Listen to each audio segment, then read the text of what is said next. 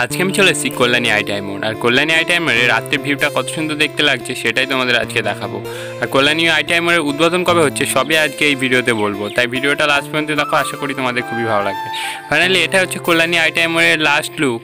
আর এখন দেখো যে নিচে যে কাজগুলো সেই কাজগুলো এখনও বাকি আছে, যে গাছ লাগানো গার্ডেনের যে কাজগুলো সেই কাজগুলো এখন চলছে। আর উপরের কাজ পুরোপুরিভাবে কমপ্লিট হয়ে গেছে। আর উপরে এখনও দেখতে পাচ্ছ তোমরা একটা দড়ি দেওয়া আছে, কারণ উপরের একটা কাজ এখনও বাকি আছে, সেই কাজটা আজকে কমপ্লিট করা হবে সেই জন্য দেখো। তাছাড়া বাদবাকি পুরো মণ্ডপটা এখন কমপ্লিট হয়ে গেছে। তোমরা দেখো আর কত সুন্দর লাগছে, এখানে লক্ষ লক্ষ ঝিনুকের কাজ আছে, কত সুন্দরভাবে লাগছে। আর লাইটিংয়ে থাকছে নতুন চমক।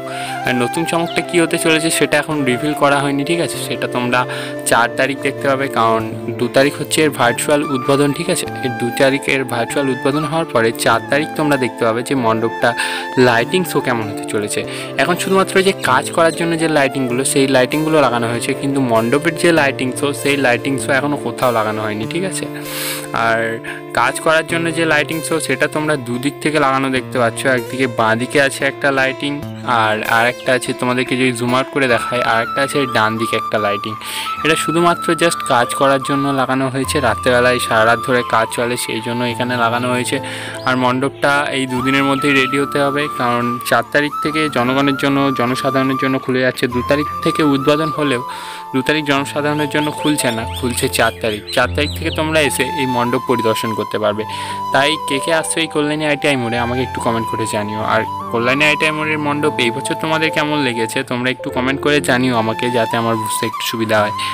আর দেখো এই দিক থেকে তোমার সাইড থেকে দেখছে স্ট্রাকচারটা আরও বেশি ভালো লাগছে, কত সুন্দর লাগছে স্ট্রাকচারটা। তোমরা যদি দেখো এদিকে লক্ষ লক্ষ ঝিনুকের কাজ রয়েছে, আর যদি জুম আউট করে দেখায় কত নিখুঁতভাবে কাজ করেছেন।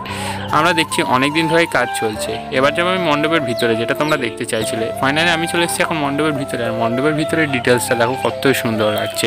এবার তোমাদের যদি মাতৃ প্রতিমাটা বলি, মাতৃ প্রতিমাটা আমি তোমাদের জুম আউট করে দেখাচ্ছি। দেখো মাতৃ প্রতিমাটা কত সুন্দর লাগছে। এখানে মাতৃ প্রতিমাটা স্পেশাল হচ্ছে, এখানে 85 কেজি সোনার গহনা দিয়ে এই মাতৃ প্রতিমাটাকে সাজানো হয়েছে। এবার তোমরা যদি মণ্ডপের ভিতরের ভিউটা দেখো, তাই দেখতে জাস্ট অসাধারণ লাগছে। দেখো কত সুন্দর লাগছে ভিউটা।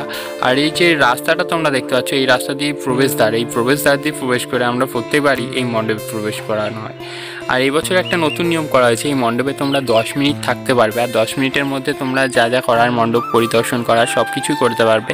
আর প্রতিমাটাকে দেখো, কাজগুলো যদি তোমরা দেখো অসাধারণ লাগছে। সত্যি কথা বলতে আমার রাতে ভালো করে ঘুমায়নি, সেই জন্য একটু প্রবলেম হচ্ছে বয়সে, ঠিক আছে? তোমরা একটু অ্যাডজাস্ট করে নিও। আর এদিকে দেখো কত সুন্দরভাবে এদিকে ঝাড়গুলো, ছোটো ছোটো ছোটো ছোটো ঝাড়গুলো টাঙানো হয়েছে। ঝাড়গুলো দেখতে জাস্ট অসাধারণ লাগছে। আর ভেতরের ভিউটা এবছর একটু অন্যরকম করা হয়েছে। আবারও চলে এলাম আমি বাইরে। আর বাইরে দেখো রাতের লাইট নেই, তাও কত সুন্দর লাগছে। লাইটিং শোটা যখন শুরু হবে তখন কত নিখুঁতভাবে লাগবে বা কত সুন্দর লাগবে সেটা তো তোমরা বুঝতে পারবে। যাই হোক, আজকের এই ছোট্ট ইনফরমেশনটা তোমাদের কাছে শেয়ার করলাম। ভিডিওটা ভালো লাগলে চ্যানেলটিকে সাবস্ক্রাইব করা। নেক্সট কোথাকার ভিডিও দেখতে চাও অবশ্যই আমাকে কমেন্ট করে জানিও। টাটা।